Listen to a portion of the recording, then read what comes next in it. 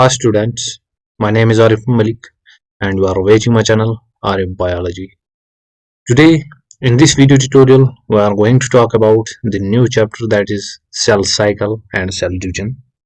And जो हमने previous chapter पढ़ा था उसमें हमने पढ़ा था that cell organelle. Today we are going to discuss simply about cell cycle and cell division. It's quite important chapter as far as your entrance exams are concerned. So here first we will know the definition of what's actually cell division and cell cycle.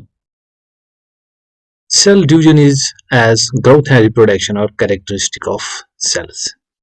Indeed, of living organism, all cells reproduce by dividing into two.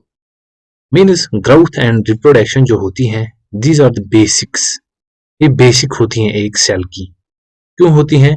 क्योंकि living organism क्या होता है, इसको आगे बढ़ना होता है, reproduce होना पड़ता है, इसे बड़ा होना पड़ता है. तो ये क्या होगा, सपोज ये एक सेल है, इस सेल से दूसरी सेल निकलेगी, ठीक है ना, इस सेल से और एक सेल निकलेगी. इस तरह ये सेल्स डिवाइड होती जाएंगी. ये सेल जब डिवाइड होंगी तो मल्टीपल नंबर ऑफ हमें मिलेंगी. किससे? पेरेंट सेल से हमें डॉटर सेल्स मिलेंगी. एंड क्या है, these newly formed cells formed daughter cells can themselves grow and divide. अब ये जो सेल्स इन सेल्स से निकलती हैं बन के, ये सेल्स भी खुद अपने आप की रिप्रोडक्शन कर सकती हैं, ग्राउथ कर सकती हैं, क्योंकि इनमें ये एबिलिटी होती है. देन इसके बाद क्या होता है, give rise to a population of cells. when this parent cell divides and it forms this multiple number of cells, and when these multiple number of cells together forms a population of cells, then that is formed by the growth and division of a single parent cell and its progeny, as I earlier told you. Then in other words, such cycles of growth and division allow a single cell to form structure consisting of millions of cells. Then इसके बाद क्या होता है, अब ये जब यहाँ पर ये सेल्स हमें मिलती हैं, इन सेल्स से क्या होता है, सेल्स की पॉपुलेशन बन जाती है. इस पॉपुलेशन से क्या होता है, when multiple number of cells is formed, then we have here some special consisting structures. जैसे हमें पेनक्रियाज मिलता है, जैसे हमें ब्लड मिलता है, जैसे हमें और भी ऑर्गेन्स मिलते हैं, multiple number of organs we have, and these organs are formed by the division of parent cell and form multiple number of, or we can say population of progeny cells, and this is called the cell division. यही होता है cell division, cell growth. अब यही पढ़ना है हमें, ये cell cycle, ये डिविजन होते कैसे. अब सेल साइकिल क्या है, ये जो प्रोसेस होती है ये एक साइकिल के अंदर होती है, ठीक है ना. इस साइकिल को हम क्या कहते हैं, सेल साइकिल.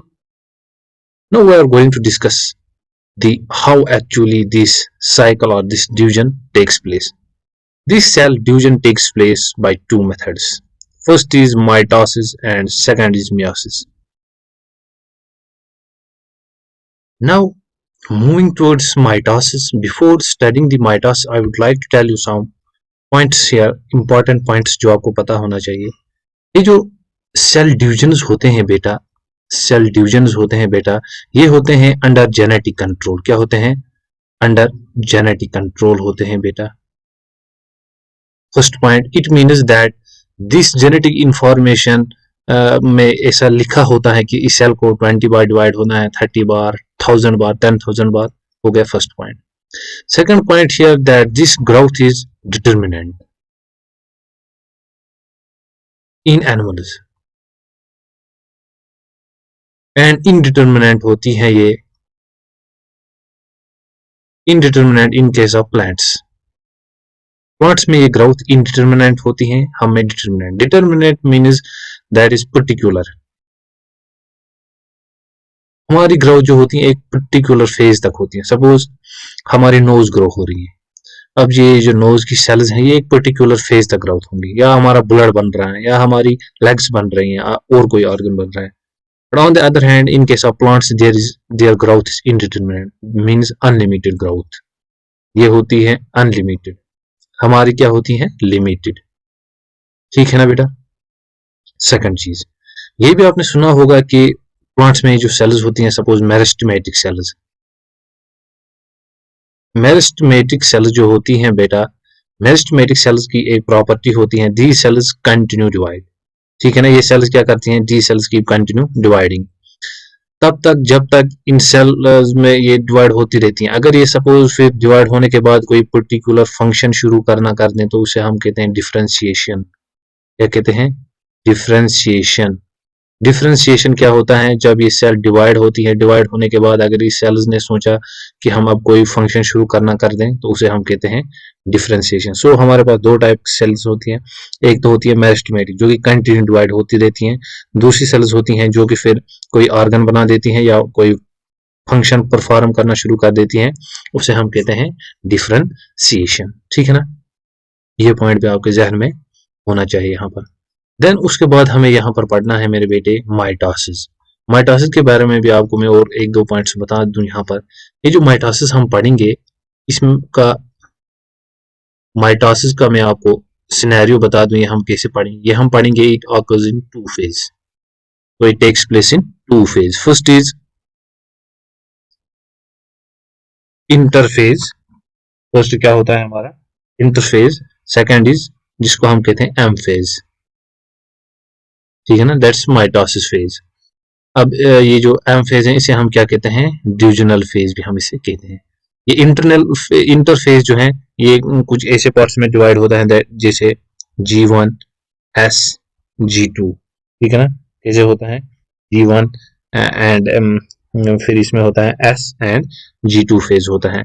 देन उसके बाद क्या होता है हमारा एम फेज। ठीक है ना, ये एम फेज किसे होता है, ये एम फेज होता है टू फेज में।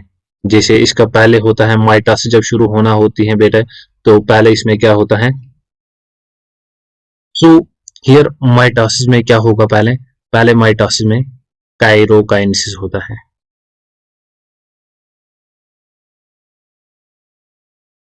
काइरोकाइनेसिस होती हैं, जैसे ये भी कुछ फेज में टेक्स प्लेस होती हैं, जैसे प्रोफेज है, मेटाफेज है, एनाफेज है एंड टीलोफेज। ये काइरोकाइनेसिस मीन्स ड्यूजन ऑफ न्यूक्लियस। पहले हमारा न्यूक्लियस डिवाइड होता है बेटा, सपोज ये सेल है, इसका न्यूक्लियस पहले डिवाइड होगा, ऐसे ऐसे ऐसे फिर ये डिवाइड हो जाएगा, यहाँ पर दूसरी सेल बन जाएगी। लेकिन पहला हमारा न्यूक्लियस डिवाइड होगा, वो होगा प्रोफेज में, मेटाफेज में, एनाफेज में, टीलोफेज में। देन हमारी क्या होगी साइटोकाइनेसिस मीन्स, देन उसके बाद क्या होगी हमारा साइटोप्लाज्म जो है वो डिवाइड होगा।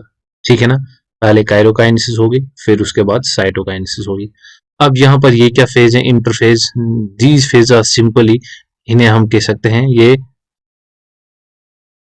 प्रिपरेटरी फेज होते हैं। सपोज इनमें हम सेल को प्रिपेयर, यहाँ पर सेल प्रिपेयर होती हैं ड्यूजन्स के लिए।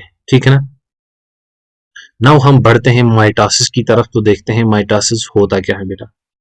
This term mitosis was given by the scientist whose name was Flemming. And mitosis की इंपॉर्टेंट जो कैरेक्टरिस्टिक्स हैं, that is this mitosis produce identical cells which are similar to their mother cells. इस cell से ये जो cell निकलेगी यहाँ पर, this will be identical to their parents. Now अब ये माइटोसिस होती कैसे है, अब ये माइटोसिस होती क्यों है, what's the reason behind this mitosis, mitosis के पीछे राज क्या है। वो राज ये है, that's there are two that is secrets behind the mitosis और cause. The first is kern plasm theory. ये थ्योरी दी थी इन साइंटिस्ट ने जिसका नाम था हेटविंग, इसने ये थ्योरी दी थी।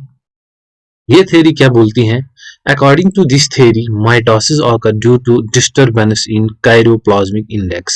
Chiroplasm is that is nucleoplasm index और nucleoplasmic ratio। मीन्स इसका कहना है ये जो सेल है इसके न्यूक्लियस में कुछ ऐसा हो जाता है जिसकी वजह से एक रीजन है इस सेल को डिवाइड होना पड़ता है। ये फर्स्ट थ्योरी है जिसे हम कहते हैं कैरनप्लाज्म थ्योरी। यहाँ पर इसका फॉर्मूला है जिससे हम इसका रेशो निकाल सकते हैं, that's KI karyoplasmic index is equal to VN, that's volume of nucleus, nucleus का कितना वॉल्यूम है सेल में, ठीक है ना, minus sorry divide by VC that's volume of total cell, ठीक है ना, इस टोटल सेल का कितना वॉल्यूम होगा अब, then we have here VC minus VN, अब हम वॉल्यूम ऑफ सेल से वॉल्यूम ऑफ साइटोप्लाज्म, हम इसे कहते हैं VC माइनस VN को हम कहते हैं वॉल्यूम ऑफ साइटोप्लाज्म। जब हम सेल के, सपोज ये सेल है, इसके न्यूक्लियस का सपोज इस सेल का टोटल वॉल्यूम 10 है। अब इसमें जो न्यूक्लियस की कंसंट्रेशन है या इसका रेशो है वो 5 है। सो हम 10 को -5 करेंगे, जो वहां पर 5 आंसर आएगा वो है रेशो ऑफ साइटोप्लाज्म। ठीक है ना, वो रेशो किसका है? साइटोप्लाज्म का। यही ये इंडेक्स बोलता है, या सिंपल इन वर्ड्स में यहाँ पर समझाया गया है, that is karyoplasmic index of a small cell is high as they have less cytoplasm. Suppose ये यहाँ पर क्या बोल रहे हैं, सपोज हमारी यहाँ पर कोई सेल है, इस सेल में जब न्यूक्लियस होता है, इसका न्यूक्लियस ये बोल रहे हैं इतना एनफ होता है इस सेल को सपोर्ट करने के लिए। ठीक है ना, means this nucleus is very enough to support cytoplasm of this cell. But इसके बाद क्या होता है, nucleus efficiently controls the activity of cytoplasm in small cell. It means this cell is a small, so nucleus can control all the activity of this cell. On the other hand, we have large cells. So in large cells, nucleus fail to control the activity of cytoplasm. Now suppose इस cell में इतना बड़ा nucleus है, sorry छोटा nucleus है, यहाँ पर मैं ड्रा करता हूँ, इसमें अब छोटा न्यूक्लियस है as compared to cytoplasm. Cytoplasm amount is large, so it's difficult for the cell to control whole activity of the cell. So इसकी वजह से क्या होता है, ये न्यूक्लियस अब ठान लेता है ना भाई मैं डिवाइड करूंगा और दूसरी सेल बनाऊंगा, उसका अलग से न्यूक्लियस होगा जो इस सेल को सपोर्ट कर सकता है। ठीक है ना, अब इसकी वजह से क्या होता है, न्यूक्लियस का डिवीजन होना होता है, शुरू होता है। ठीक है ना, this is the first reason why this that is mitosis take place. This is the first reason. Second reason, here we have that surface volume ratio. This is surface volume ratio is also quite simple, that is surface volume ratio is also considered as a source cause of cell. ये भी क्या माना जाता है, that is cause of cell division. कैसे? When a cell grows in size, its volume increases. ठीक है ना, then it is surface. Suppose ये सेल है, जब ये सेल ग्रोथ करती रहेगी, ये इसमें न्यूक्लियस है, now this cell is continuously in growth and ये ग्रोथ करती जाती हैं, इसकी वजह से क्या होता है, इसका सरफेस एरिया जो है वो तो सेम रहता है, लेकिन ये जो वॉल्यूम है ये इंक्रीज होता रहता है। इसकी वजह से क्या होता है, so a stage we reach when the cell area and becomes insufficient. So इस सेल में एक स्टेज आ जाएगी जिसमें ये दैट इज ये सरफेस एरिया इनसफिशिएंट हो जाएगा इस सेल को सपोर्ट करने के लिए। जैसे ऊपर वाले रीजन में हमने पढ़ा था, न्यूक्लियस इनसफिशिएंट हो जाता था to support the whole cell. So in this case here, that is this surface area is not sufficient to support the whole that is area of the cell. So इसकी वजह से क्या होता है, as a such critical stage division of cell start. इसकी वजह से क्या होता है, अब ये सेल सोचती है मैं चलो डिवीजन भी कर लूं। अगर हम थोड़ा बहुत इसे मैथमेटिकली ध्यान लें तो मैं आपको ये ऐसे अंडरस्टैंड करूंगा, जैसे आपने हमें अगर यहाँ पर सेल एरिया है एंड दूसरी तरफ हमारा क्या है, volume of cell. Let me understand you, we know that जब भी हम एरिया किसी सेल का ले जाते हैं या किसी भी चीज का, so area we always take in square, ठीक है ना, एंड वॉल्यूम हम ले जाते हैं क्यूब में। This is simple mathematics. तो for sake of convenience here, suppose a cell has a area 1 centimetre, ठीक है ना, so it is 1 into 1, that's 1 centimetre, है ना, सिंपली यहाँ पर 1 सेंटीमीटर आया। And on the other hand here volume of cell is that is same 1 centimetre है इसका वॉल्यूम, ठीक है ना। अब क्या होगा, सॉरी यहाँ पर भी हमें वॉल्यूम 1 है, अब यहाँ पर हमें क्यूब लेना है तो हम लेंगे 1 into 1 into 1। अब क्या होगा, जब हम इसे भी देखेंगे ये भी हमें 1 मिलता है यहाँ पर। So ratio here is 1:1. So यहाँ पर cytoplasm, that's volume of a cell and area is same. So this cell is not able to divide yet. ठीक है ना, ये सेल अभी चाहेगी नहीं कि मैं डिवीजन करूं। बट अगर हम दूसरा कुछ फेज ले लें, सपोज अब हम इस सेल का एरिया बढ़ा देते हैं, 2 रख देते हैं। सो 2 स्क्वायर दैट्स 2 इंटू 2, ये क्या हमें मिलेगा, हमें 4 मिलेगा यहाँ पर सेंटीमीटर ये एरिया, ठीक है ना। यहाँ पर अगर हम देखें तो यही अगर 2 हम रखें तो क्यूब होगा, ये तो होगा 2 into 2 into 2, so it will employ is equal to 8, ठीक है ना। अगर हम देखें सो यहाँ पर जो हमें रेशियो मिलता है मेरे बच्चे, ये वो है 1:2। So here the volume of cell is more than that of area, so this cell now will try to divide. अब ये सेल चाहत करेगी डिवाइड होने के लिए, क्योंकि इसके पास उतना एरिया नहीं है। अब साइटोप्लाज्म है लेकिन एरिया नहीं है, ठीक है ना बेटे। नाउ अब हम ये पढ़ते हैं सेल साइकिल, ये कैसे होता है, ये चक्कर पूरा चलता कैसे है। Cell cycle, cell division is a very important process in all living organisms. During the division of cell, DNA duplication and the cell growth takes place. अब ये क्या बोल रहे हैं, सिंपली जब सेल साइकिल होता है ये इंपॉर्टेंट प्रोसेस होती है लिविंग ऑर्गेनिज्म के लिए, जैसे मैंने आपको पहले समझाया। देन ये क्या बोल रहा है, during the division of cell DNA replication and the cell growth also takes place. Means ये सेल है, इस सेल में ये जो डीएनए है इसकी भी डुप्लीकेशन होगी, डुप्लीकेशन इसकी डबल डबल कॉपी बनती जाएगी, एंड ये सेल भी क्या है, इसकी ग्रोथ भी होती जाएगी, जिसकी वजह से दूसरी सेल हमें यहाँ पर मिलेगी, ठीक है ना। ये सेल क्या होगी, identical to this parent cell होगी। All these processes, that is cell division, DNA replication, cell growth, hence have take place in coordinate way to ensure the correct division and the formation of progeny cell contain intact genome। जैसे मैंने आपको बताया इनमें ऐसी correct divisions होने चाहिए and coordinate वे में ये डिविजन्स होने चाहिए, ताकि ये जो सेल यहाँ पर हमें ये डॉटर सेल मिले, it would be same like this parent cell. अब सेल साइकिल की डिफिनेशन जो टेक्स्ट पर दी है and it's very important for NEET, and ये आई भी हुई है एग्जाम्स में। The sequence of events by which a cell duplicates its genome, means इसका जीनोम डुप्लीकेट हो, जीनोम मींस डीएनए जो होता है सेल में, सिंपली सम ऑर्गेनिज्म में आरएनए भी होता है। अब यही जीनोम क्या होगा, डुप्लीकेट होगा। Synthesis the other constituents of cell and eventually other constituents of cell, that's RNA, tRNA, proteins, enzymes, ATP, histone proteins, etc. and eventually divides into two daughter cells is termed as cell cycle। And इसकी वजह से जब ये चीजें इस cell में synthesis हो जाएगी, इस सेल का वॉल्यूम जब अब इंक्रीज हो जाएगा तो ये सेल डिवाइड हो जाएगी। Although cell growth in terms of cytoplasmic increase is a continuous process, DNA synthesis occurs only during one specific stage in a cell।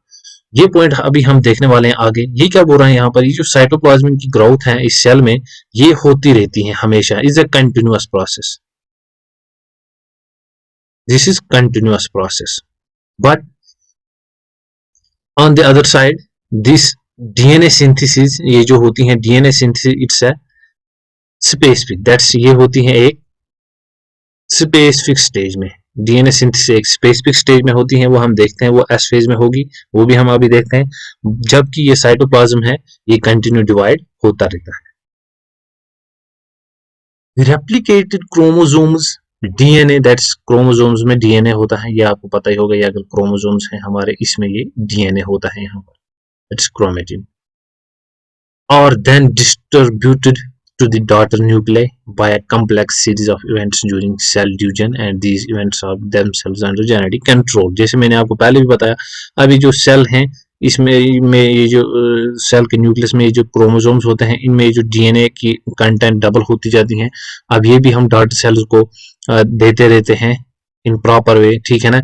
And ये भी क्या होता है, अंडर जेनेटिक कंट्रोल में होता है बेटा, ठीक है ना, ये भी जेनेटिक कंट्रोल में होता है, ठीक है ना।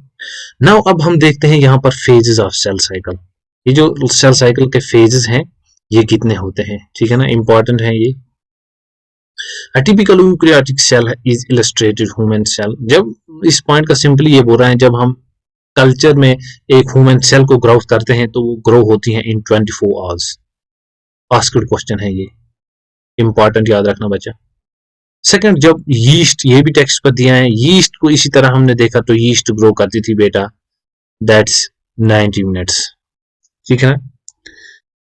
अब ये क्या होता है, ये जो सेल साइकिल के पीरियड्स हैं ये मल्टीपल होते हैं, दैट्स वेरी होते हैं, फ्रॉम ऑर्गेनिज्म टू ऑर्गेनिज्म भी ये वेरी होते हैं, that's organism to organism and cell to cell. Cell to cell भी डिविजन्स में फर्क रहती हैं एंड ऑर्गेनिज्म टू ऑर्गेनिज्म भी सेल में फर्क रहती हैं बेटा, सेल डिविजन्स में। सो जैसे मैंने आपको पहले ही स्टार्टिंग में बताया था, अब ये जो सेल साइकिल है ये 2 फेजेस में होती हैं और 2 स्टेजेस में। पहले मैंने आपको बताया था इंटरफेज एंड डिवीजन फेज, और माइटोसिस फेज मैंने आपको बताया था सेकंड। ये बताया था मैंने होता है G1 S एंड G2 में, एंड M फेज मैंने बताया था ये होता है पहले इसमें काइरोकाइनेसिस, दैट्स न्यूक्लियस डिवाइड होगा, फिर न्यूक्लियस डिवाइड होता है कुछ फेज में, that's prophase, metaphase, anaphase and telophase, then उसके बाद साइटोकाइनेसिस होती है, दैट इज साइटोप्लाज्म डिवाइड होता है। So this figure is given on your textbook, textbook भी चेक करना, that's textbook consists, that is 95% question in NEET, ठीक है ना, that's why it's important. So first यहाँ पर दिया है हमारा G1 phase, then S phase यहाँ पर दिया हुआ है, देन G2 फेज हमें यहाँ पर दिया हुआ है, देन उसके बाद हमारा M फेज स्टार्ट होता है हमारा, वो M phase takes place in, that's पहले काइरोकाइनेसिस होगी, that's prophase, metaphase, anaphase, telophase, then उसके बाद साइटोकाइनेसिस होगी। ये आपकी टेक्स्ट पर दिया हुआ है एंड इट्स इम्पोर्टेंट, ठीक है ना। देन अब अगर हम इंटरफेज की बात करें, सो व्हाट्स इंटरफेज, इंटरफेज कैसे होता है। इंटरफेज जैसे मैंने आपको पहले ही बताया, इंटरफेज होता है कुछ फेज में। सो अब हम देखते हैं यहाँ पर what's interphase. This is the phase between 2 successive M phase. In interphase, cell grows in size and prepares itself for the next division. Interphase is the most active phase of cell cycle, and the interphase lasts more than 95% of the duration of cell cycle. ये point जो मैंने यहाँ पर बेटा ऐसे पढ़ दिए, ये सभी एग्जाम्स में आए हुए हैं, एम्स में, नीट में आए हुए हैं। फर्स्ट आपको रखना है याद, ये इंपॉर्टेंट फेज होता है between 2 successive, that is M phase. Suppose यहाँ पर एक M फेज हुआ, देन उसके बाद इंटरफेज होगा, फिर दूसरा M फेज होगा, ठीक है ना। इसी तरह ये चलता रहेगा। क्यों, यहाँ पर M फेज में पहले सेल डिवाइड करती है माइटोसिस, उसके बाद अपने आप को प्रिपेयर करती हैं। जब मैंने स्टार्ट को मैंने आपको कहा था in the beginning of this video that this interphase is somehow like that preparatory phase, we can call it preparatory phase.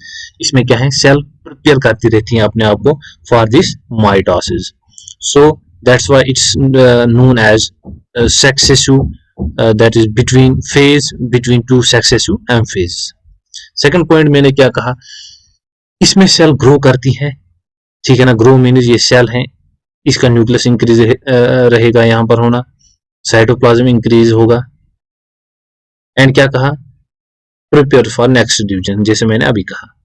This most active phase of the cell cycle, cell cycle का जो most active phase होता है, that's this important and this asked question.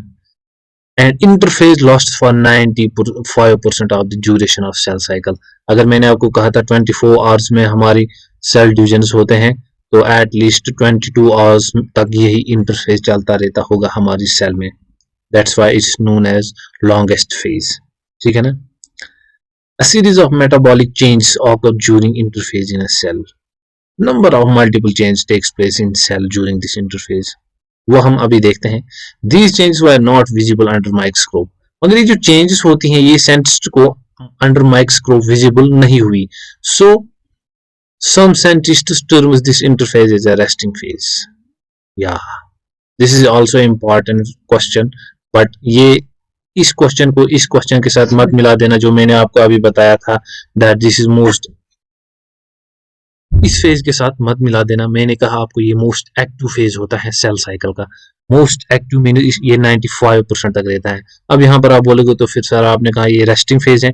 Resting phase name is given to this by scientists because the changes here takes place inside a cell during this interphase were not visible under microscope, hence the scientist quotes the name resting phase for this particular cell cycle. And it's the time during which cell is preparing for a division by undergoing both cell growth and DNA duplication in an orderly manner.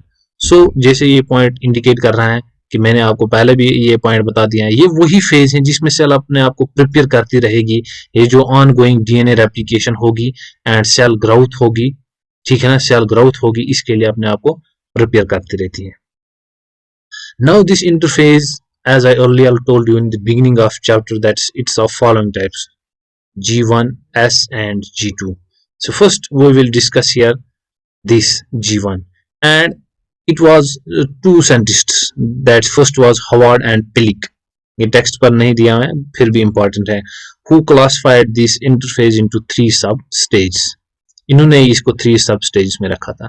And ये भी NEET में question आया था, ये जो sequence होती हैं ये कैसे होती हैं, इस इन फेज की सीक्वेंस रखनी थी, ऐसे क्वेश्चन आया था। फिर वहां पर इसकी ऑप्शन थी ऐसे G1, S and G2 then M phase, ऐसे ये क्वेश्चन नीट में शायद 2019 में आया हुआ था। So it's also important to remember these sub-stages into a particular order.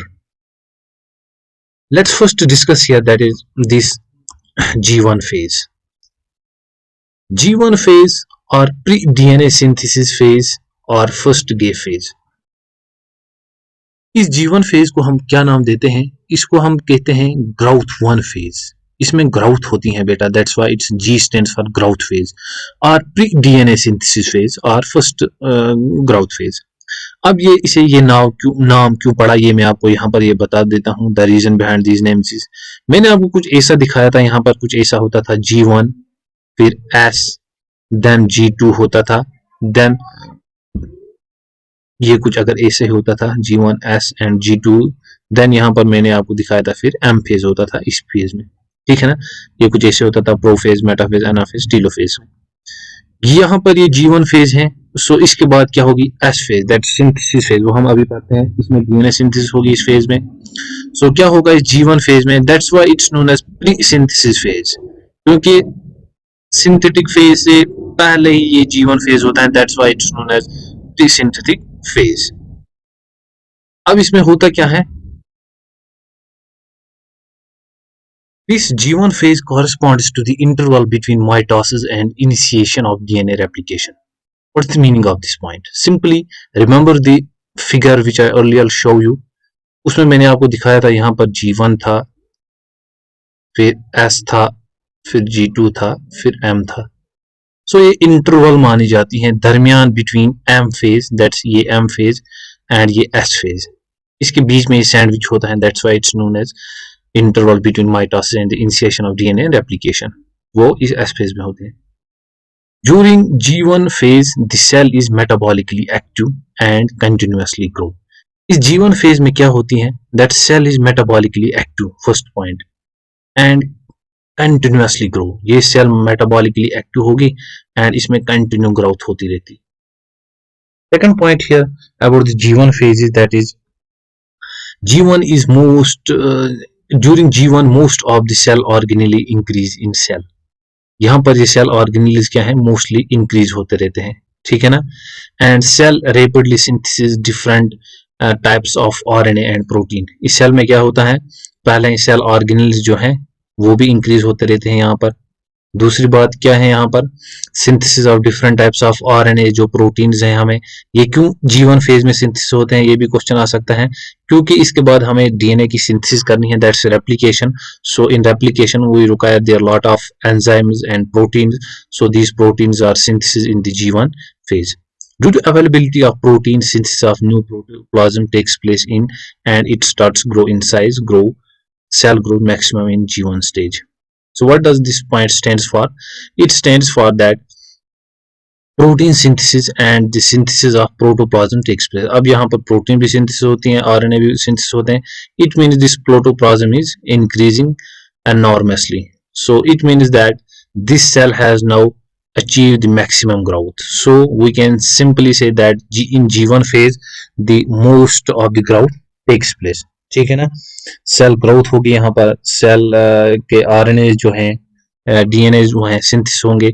यहाँ पर आल्सो एटीपी जो हैं वो भी हमें रेप्लिकेशन में इस्तेमाल होते हैं, वो भी यहाँ पर सिंथेसिस होंगे, ठीक है ना। दूसरा जो पॉइंट मैं यहाँ पर आपको बोलना चाहता हूँ, दैट इज जो प्रोकैरियोट्स होते हैं, प्रोकैरियोट्स में यहाँ पर ये जो हिस्टोन प्रोटीन्स होते हैं वो भी that is early histone protein यहाँ पर 50% सिंथेसिस होते हैं proteins, that in case of prokaryotes. लेकिन आदि बुक्स पर आपको ये भी मिलेगा दैट इज वो प्रोटीन हिस्टोन प्रोटीन्स हम यूकैरियोट्स में G1 फेज में सिंथेसिस होते हैं, नो वो G2 फेज में सिंथेसिस होते हैं। सेकंड फेज हमारे पास है S phase, that is synthesis phase. जैसे फिर आप remember this figure G1, S, G2 and M phase. Now we have crossed first the G1 phase where cell has prepared itself for the S phase. That's why this G1 was known as pre-synthesis phase. And in this phase, cell has make the multiple number of DNAs, RNAs, ठीक है ना, इसके पास ATPs हैं और सारे enzymes हैं। Now ये cell अब रेडी हैं इस S फेज में जाने के लिए। Now what does this S stands for? That synthesis phase. इसमें सिंथेसिस होती है। Replication of nuclear DNA in the synthesis of histone protein takes place in this phase.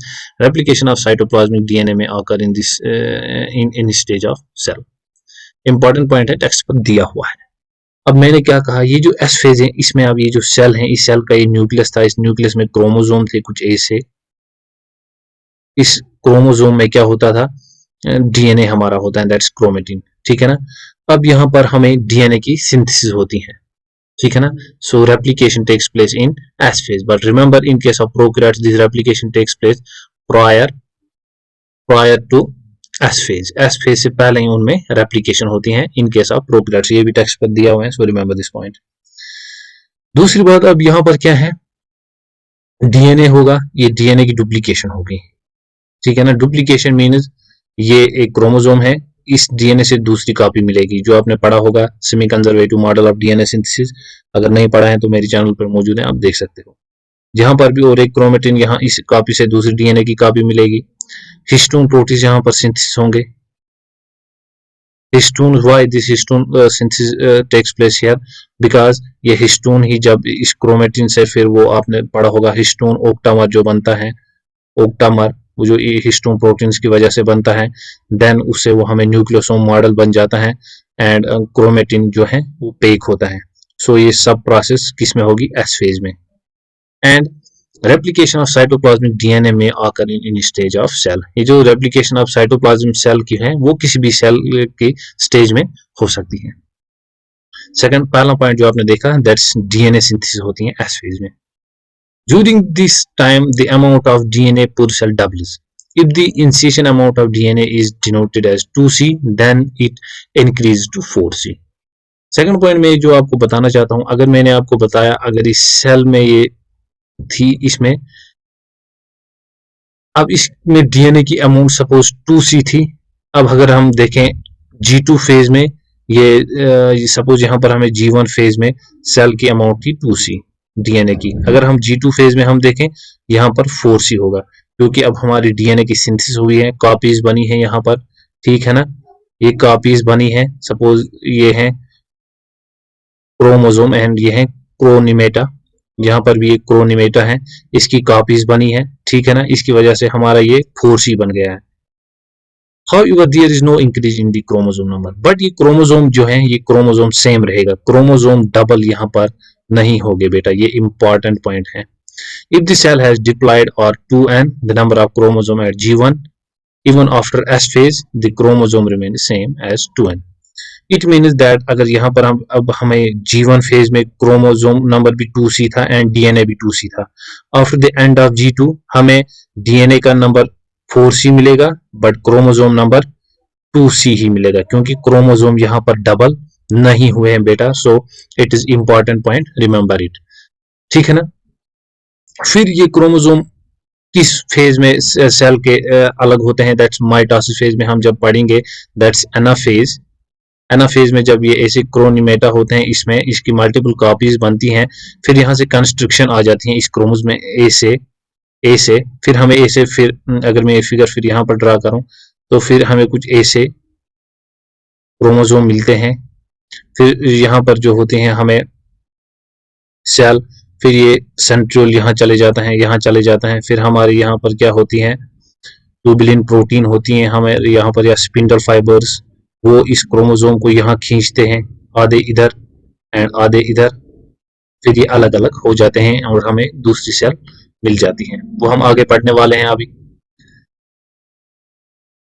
In S phase marks the phase of DNA replication and chromosome duplication. That's DNA content in the chromosome becomes double. जैसे मैंने आपको ये point बोला।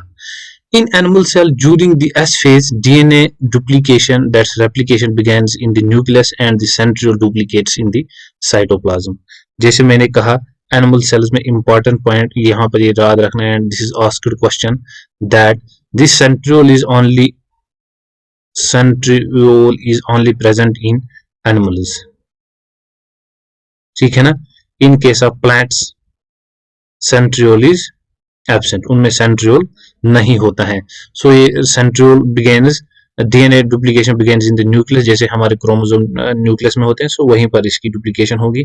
And ये जो cytoplasm centriole है ये हमारे साइटोप्लाज्म में डबल होता है, लेकिन ये किस में एब्सेंट होता है, दैट्स प्लांट्स। अब इसके बारे में अब हम लास्ट फेज देखते हैं यहाँ पर इंटरफेज का, that's G2 phase. And G2 phase is known as gap second phase, that is growth phase second, और post DNA synthesis phase, post DNA synthesis और प्री माइटोसिस फेज। पहले मैं आपको ये कुछ अंडरस्टैंड करता हूं यहाँ पर, let me clear it first. Recall again this figure. Here was G1, S, G2 and M phase. So क्या होता था, इसे हम प्री सिंथेसिस कहते थे, इसे हम अब G2 को पोस्ट सिंथेसिस कहेंगे, क्योंकि अब सिंथेसिस हुई है, now we are in post synthesis phase. And ये जो M फेज में अब सिंथेसिस एंटर होने वाले हैं हम, सो इस फेज को हम क्या कह सकते हैं, pre M phase, that's pre mitosis phase, ठीक है ना। एंड ये जो G1 एंड G2 फेज हैं, remember these are growth phases, इनमें सिर्फ ग्रोथ होती रहती है, और preparatory, these are important preparatory phases, ठीक है ना। सो क्या होता है, actual preparation, that's final preparation of M phase occurs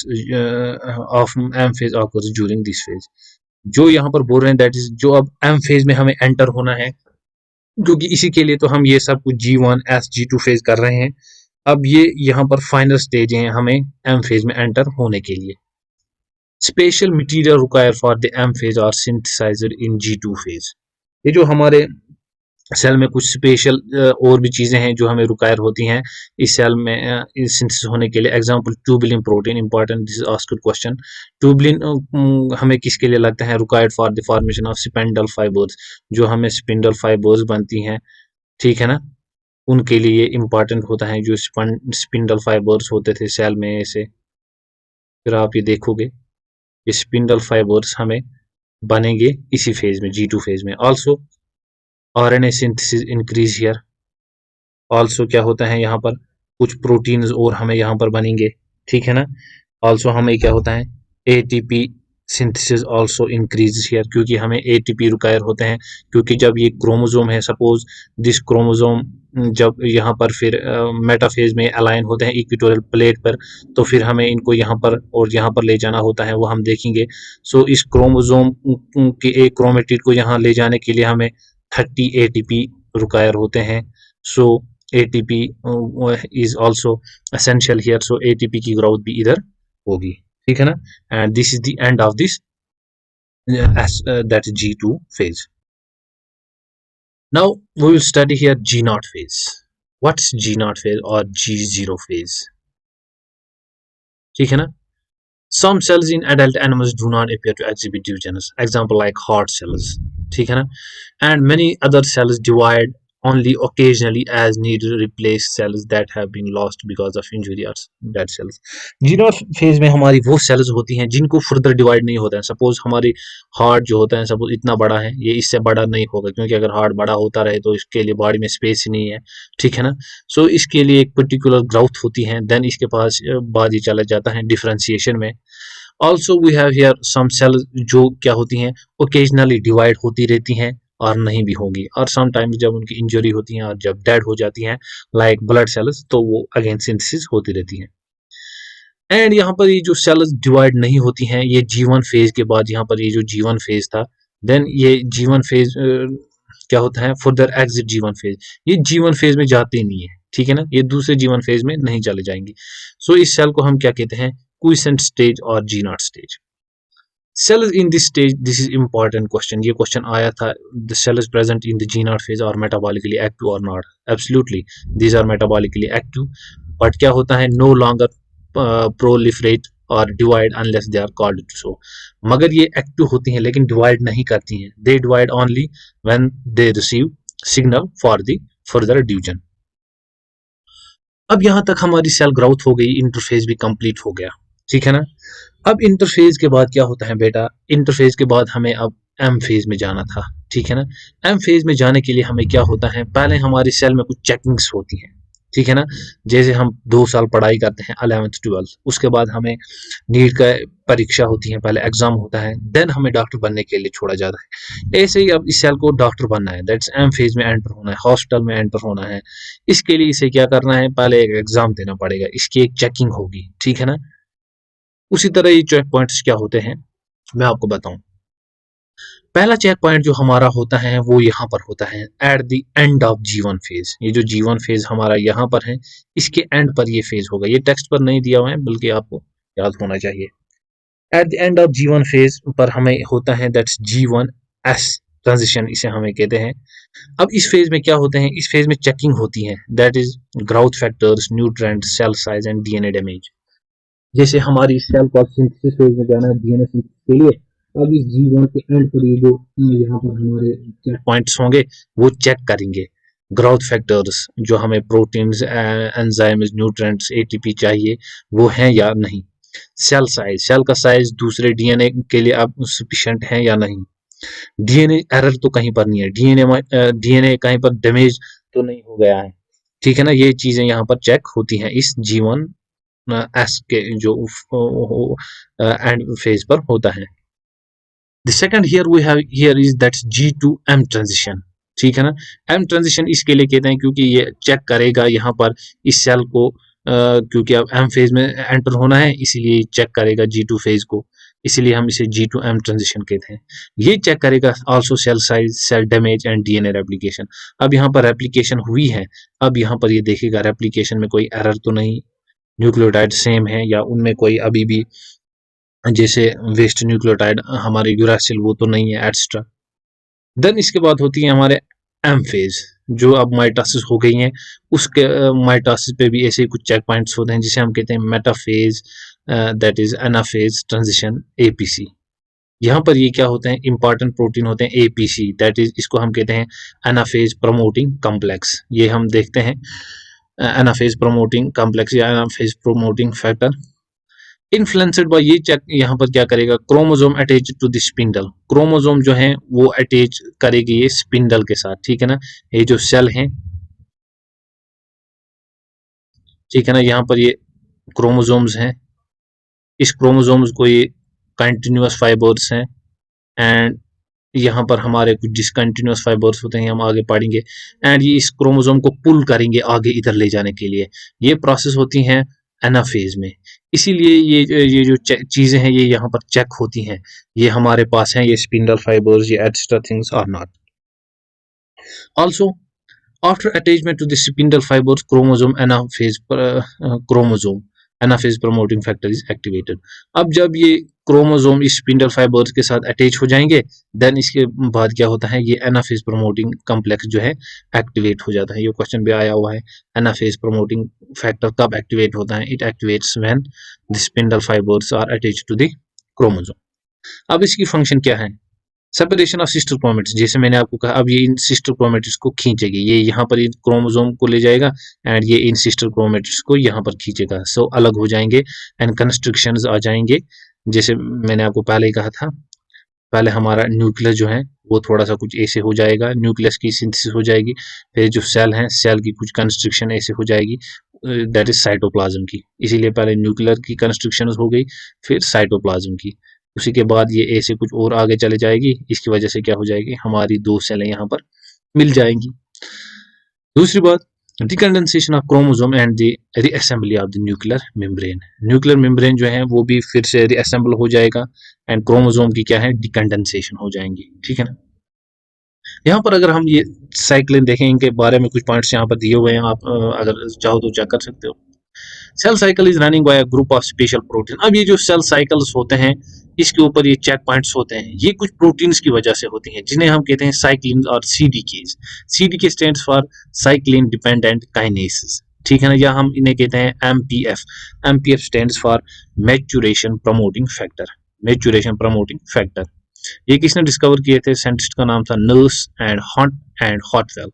these were some scientists who found in Saccharomyces में इन्होंने इन साइक्लिन प्रोटीन्स को देखा जो इस सेल की ग्रोथ को जो है वो चेक करते हैं। Second point, cell cycle is running by a group of special protein called cyclin CDKs. अब इन प्रोटीन्स को हम क्या कहते हैं? साइक्लिन और सीडीकेज। The activity of enzyme known as cyclin dependent kinase जो मैंने आपको बताया था regulate the cell cycle। ये regulate क्या करेगा? सेल साइकिल मीन ये चेक करता रहेगा इसको। Kinase is an enzyme that removes a phosphate. अब ये काइनेस जो इसके साथ है दैट्स दिस के काइनेस। ये काइनेस एंजाइम की क्या फंक्शन है? सपोज ये एटीपी है, ये इस एटीपी को एडीपी बना देगा, दैट्स ट्राइफॉस्फेट फास्फेट से डाइफॉस्फेट बना देगा, मींस एक फास्फेट ग्रुप यहाँ से रिमूव कर देगा। देन इसके साथ ये अटैच क्या कर देगा यहाँ पर, इसके साथ ये अटैच कर देगा यहाँ पर कोई एंजाइम, ठीक है ना।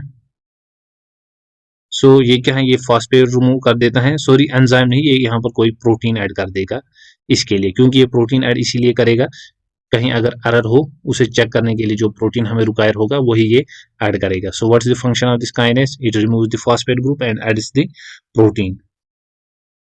A kinase involved in the cycle called CDK because are activated when combined with protein called cyclin। अब हम इनको काइनेस ही क्यों नहीं बोलते, साइक्लिन डिपेंडेंट काइनेस क्यों कहते हैं? क्योंकि ये भी एक प्रोटीन पर डिपेंड होते हैं जिसे हम कहते हैं साइक्लिन, ठीक है ना। This is a vast mechanism जो हम हायर क्लास में फिर पढ़ते हैं नेट जेआरएफ के लिए, वहां पर ये देखते हैं। अब ये क्या है? ये सीडी की जब इनको एक प्रोटीन मिलता है इस काइनेसिस को, वो प्रोटीन होता है साइक्लिन। सो इसीलिए हम इनको कहते हैं साइक्लिन डिपेंडेंट काइनेसिस, ठीक है ना। जैसे हम रेप्लिकेशन में पढ़ते हैं डीएनए डिपेंडेंट आरएनए या आरएनए डिपेंडेंट डीएनए प्रोटीन।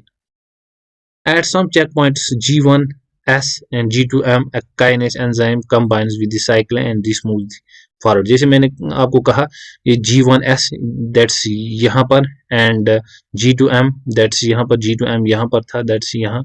क्या होता है? ये काइनेस कंबाइन हो जाता है इन साइक्लिन से एंड चेक करता रहता है activity of DNA synthesis and G2 phase की सिंथेसिस, ताकि ये जो हमारी ये सेल साइकिल है ये स्मूथली आगे जाए।